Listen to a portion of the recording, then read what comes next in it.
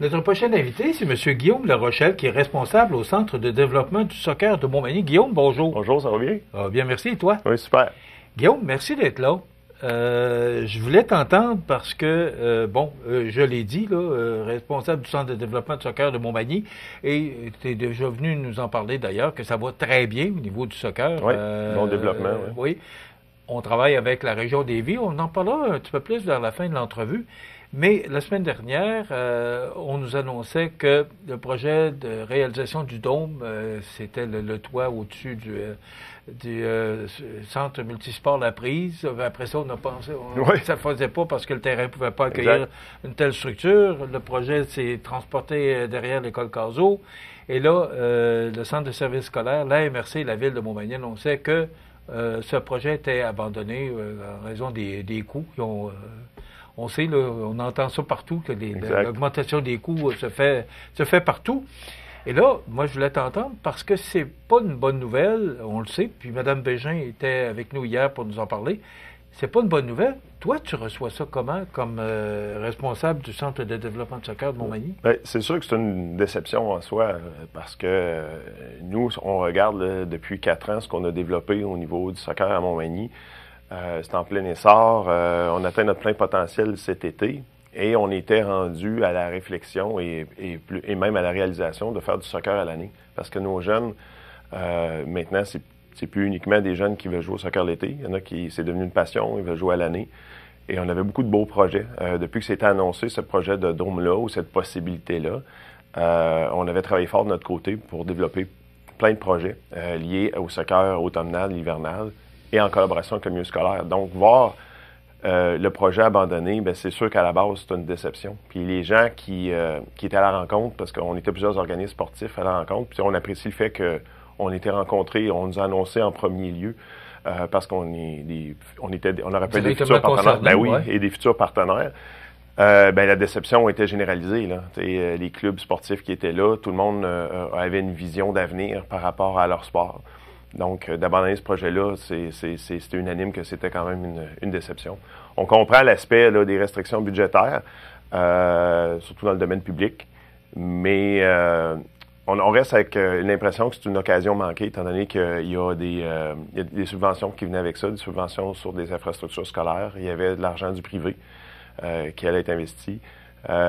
J'ai peur que cette occasion-là ne revienne pas dans notre région, du moins à court et moyen terme. Donc, c'est pour ça que c'est une déception en soi. Là. Écoute, pourquoi que ça a été annoncé, puis après ça, on décide de reculer? Parce que, bon, on dit que le projet a beaucoup augmenté, ouais. Mais pourquoi on ne s'est pas assuré avant d'annoncer? On vous fait un beau cadeau, puis là, on dit non, ouais. Je reprends mon cadeau. C'est un peu comme ça que vous le percevez? Oui et non, dans le sens qu'on avait quand même l'information, on voyait que le projet évoluait. Il y avait beaucoup aussi de défis logistiques. Le premier projet qu'on devait voir qui était plus gros en termes de dôme sur le terrain synthétique La Prise. Ensuite, voyant que c'était impossible de faire des ancrages, ou du moins c'était un coût faramineux par rapport au terrain qui était déjà là. Donc, on déconstruisait ce qu'on a déjà construit. L'idée d'un deuxième terrain était peut-être la meilleure option. Nous, à ce moment-là, oui, on avait des envies sur la grosseur de terrain qu'on avait besoin, mais l'important, c'est qu'il y en avait un projet, il fallait qu'il y en ait un, parce qu'au moins, juste s'assurer que les jeunes puissent s'entraîner l'hiver, l'automne et l'hiver. C'était ça l'objectif final. Puis c'était pareil pour les jeunes du club d'athlétisme, de baseball, et j'imagine le football aussi.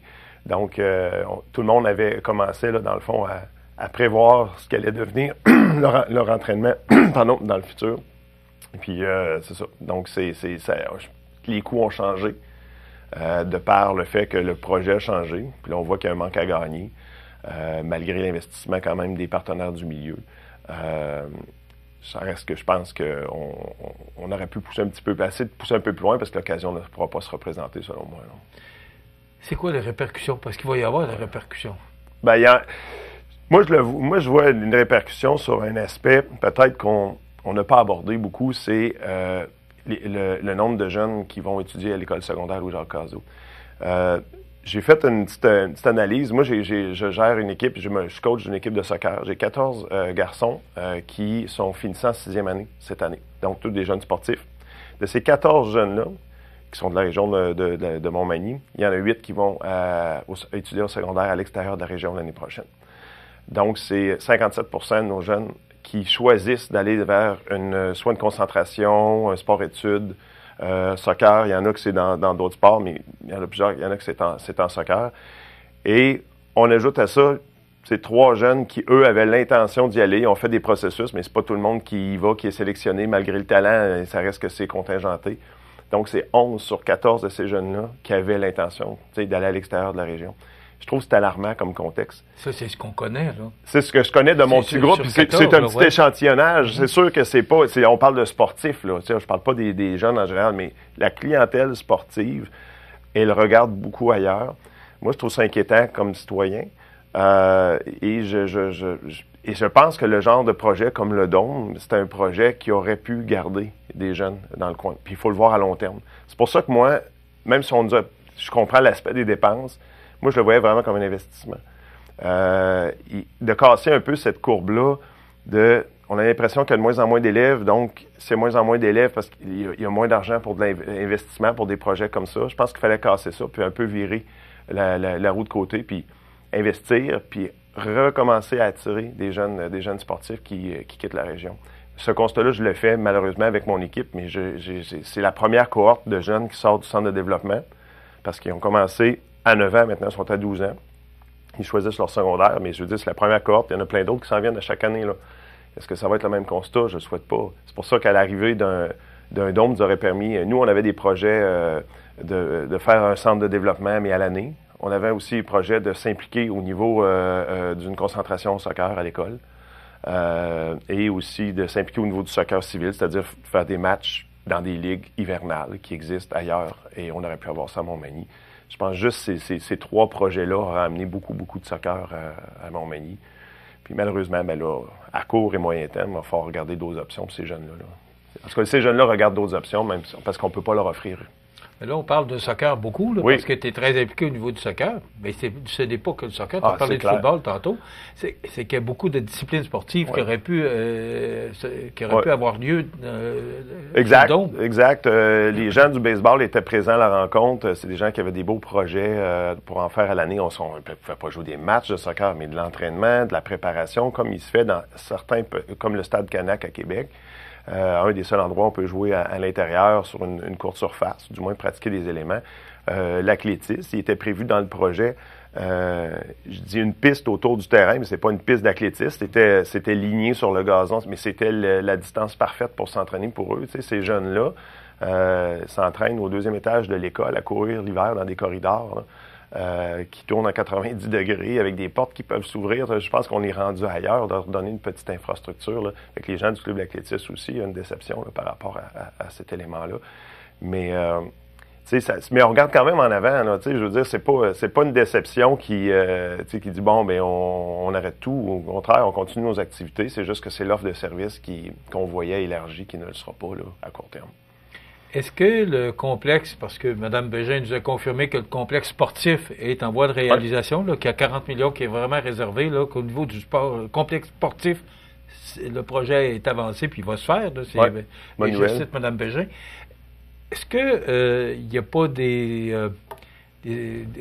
emplacements qu'on pourrait se servir, qui pourraient remplacer le Dôme à l'intérieur du nouveau centre sportif? Ben, j'ai pas vu les plans finaux. Je sais qu'une surface dite de gazon n'est pas prévue, là. Et c'est ce qui aurait répondu à notre besoin, parce que... On peut pas jouer du soccer sur du plancher. Ben, ça existe, mais il y en a déjà avec les gymnases à Louis-Jacques-Cazot. On appelle ça du futsal, c'est du soccer intérieur. C'est pas tout à fait quand même le même sport, mais il s'en fait un petit peu. Mais encore là, le Dôme aurait permis de faire plus de place dans les gymnases, parce qu'on retire des sports, on les amène dans le Dôme. Puis là, il y a déjà j'ai discuté avec des coachs de différents sports. Il y a déjà un engorgement d'utilisation pour le sport scolaire des gymnases. Fait que ça aurait donné un peu d'air pour laisser de la place plus à ces sports-là en gymnase. Mais le Dôme, pas le Dôme, mais le projet de centre sportif, il est excellent en soi, dans le sens que il va répondre justement à des besoins qu'on pense juste au centre aquatique. Là. Le club de natation ce qu'ils vont faire avec ça comme projet, où j'imagine, comme je le disais, peut-être des concentrations qui existent déjà, des concentrations sportives, c'est parfait. C'est ça que ça prend. L'exemple du Dôme, il y a une déception, mais ce qui s'en vient avec ça, je veux dire, c'est un atout là, qui s'en vient pour l'école. Est-ce que c'est assez? Bien, c'est une question de coût, là, mais ça va aider, ça, c'est sûr. Là. Puis il y a de la gymnastique qui va en un peu des gagnants là-dedans, quand même, dans toute l'histoire. Il y a des gagnants et des perdants. C'est ça, exact. Guillaume, on sait que, bon, tu es très impliqué au niveau du soccer, là, et la saison s'en vient. Oui. On en est où, là? Parce que là, on est au mois de mars, là, mais quand même, faut commencer à penser. Commence de bonne heure. Les inscriptions, oui, c'est ça. On est où actuellement? Est-ce que c'est commencé, les inscriptions? On est en pleine session d'inscription. On se termine autour de la 2e d'avril. Donc, ça va très bien. Il y a un engouement. Là. Cette année, on va atteindre au CDC, le centre de développement du club, on va atteindre notre plein potentiel parce que c'est pour les groupes d'âge du U9, U10, U11, U12. Et là, nos plus jeunes d'il y a 3 ans sont rendus les plus vieux, les U12.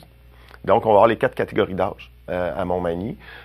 Donc, des équipes dans chacune des catégories. Fait qu'on a vraiment notre plein potentiel du centre de développement. Fait que ça amène des enjeux logistiques parce qu'il faut réfléchir à l'espace sur les terrains. Puis, c'est un bel enjeu là, à chaque année, on s'adresse avec les autres clubs sportifs, mais ça montre qu'il y a un engouement.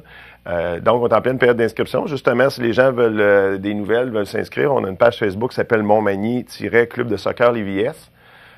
Et c'est à cet endroit-là qu'on a toute l'information, on a des liens sur les inscriptions, tout est là. Donc, j'invite les gens qui ont de l'intérêt à aller voir cette page-là. Ce que je comprends, c'est que le soccer est loin de s'éteindre à Montmagny. Si on regarde les soirs d'été, là, que c'est rempli à craquer là, autour de l'école Cazot, il y a vraiment un engouement là, depuis plusieurs années là, pour le soccer. Oui, en nombre de joueurs dans la région, si on implique, exemple, on ajoute le soccer récréatif à Montmagny, soccer à Montmagny, nous, nos activités, le club senior, c'est plus de 500 joueurs. Qui jouent au soccer, c'est énorme. C'est le sport le plus populaire en nombre d'individus. Mais ça amène, comme je disais, des enjeux logistiques. On manque d'espace à Montmagny, là, des espaces verts pour jouer assez grands. Ils sont rares dans la région, sauf autour de Louis-Jacques Cazot, puis c'est saturé. Parce que l'athlétisme est utilisé, le petit terrain de baseball est de plus en plus utilisé par les activités de baseball, parce qu'eux autres aussi ont une recrudescence. Le sport est vraiment en santé là, l'été. Ce qu'on veut, c'est ça reste sur de l'étude. Qu'est-ce qui fait, justement, que tu dis sport est en santé, particulièrement le soccer dans la région, mais c'est ça, le hockey, on regarde le hockey mineur qui fonctionne à fond de train. Qu'est-ce qui fait qu'il y a un engouement tel pour le sport? Je pense qu'à la base, je veux dire, les jeunes et leurs parents cherchent des activités à faire. Dans le soccer, on a de tout. On a vraiment un soccer axé pour s'amuser, l'aspect plus récréatif, à faible coût. Super populaire, puis en même temps, c'est eux qui partent la pyramide, dans le sens que ça commence dès 4 ans. Tu sais, il y en a là-dedans qui arrêtent de jouer, il y en a qui deviennent des passionnés, puis ils veulent continuer, puis ils viennent faire la compétition avec nous à partir de 8-9 ans. Et que cette base-là est extrêmement forte. C'est des jeunes qui poursuivent, donc il y a cet aspect-là. Puis ensuite, nous, on arrive avec une offre de services axée sur le développement du jeune, et on va aller chercher l'aspect un peu plus compétitif, avec plus d'entraînement, le jeune se développe, et ça mène à des jeunes qui veulent en faire peut-être au niveau adolescent et éventuellement senior plus fort. Et on a le senior, qui devient une équipe représentative de la région, qui est le fun pour les spectateurs de venir voir jouer, fait que ça fait découvrir. Donc, il y en a pour tout le monde. Je pense que c'est ce qui fait que c'est populaire. Puis, les coûts restent, somme toute, raisonnables, là. La saison commence? Nous autres, au niveau de nos activités, c'est le 6 mai. On commence assez tôt, jusqu'à première de septembre. On a un mois lié à des entraînements, il y a des aspects de sélection des joueurs parce qu'on est limité sur le nombre d'équipes. Et ensuite, la saison des matchs commence autour du 1er juin. Puis là, les tournois pour l'été, le plaisir commence. Les inscriptions, rapidement, est-ce qu'on prend tout le monde ou s'il y a une sélection qui est faite? En fait, c'est selon l'année de naissance. Là. Comme là, cette année, dans le fond, on part c'est les 2013, les 2014, les 2015 et les 2016. Et donc, il faut être dans ce groupe d'âge-là. Ensuite, s'il y a trop de joueurs pour une équipe, mais pas assez pour 2, on va en former une, on doit faire une sélection. Donc, on parle, si c'est du soccer à 7 joueurs chez les plus jeunes, c'est à peu près une douzaine de joueurs par équipe. Puis quand on tombe dans les catégories U11, U12, c'est du soccer à 9 joueurs. Là, on parle de 14 à 15 joueurs par équipe. Donc, si, exemple, il y a une vingtaine d'inscriptions, je peux pas faire 2 équipes, mais on doit aller vers une sélection. Fait que c'est un peu une boîte à surprise là-dessus à chaque année. On regarde le nombre d'inscriptions, comment ça va, puis on prend la décision si on va vers des sélections ou si on décide de faire plus d'équipes pour faire la place à tout le monde. OK. Pour s'inscrire, c'est la page Facebook de Montmagny, Club de soccer Liviès. Dans le fond, c'est une page administrée par le Club soccer Liviès, mais aussi par des administrateurs de Montmagny, dont moi. Puis, l'objectif, c'est vraiment d'attirer les jeunes de la région. Tiens-nous au courant des développements. Ça fait plaisir. Ben oui, c'est sûr. Merci. Guillaume Larochelle, qui est, rappelons-le, responsable au Centre de développement du soccer de Montmagny. Voilà, ça complète.